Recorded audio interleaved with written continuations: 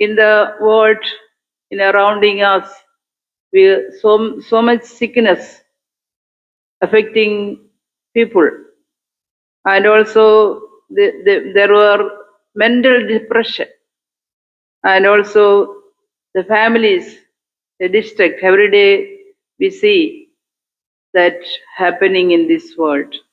But then the power of the Lord Jesus Christ, it has a release from this sickness and the mental depression and the destruction of the families. Also, the power of resurrection is the confidence of eternal life.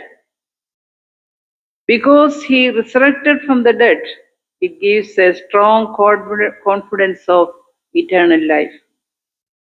To be away from the old life, to live a new life. That's what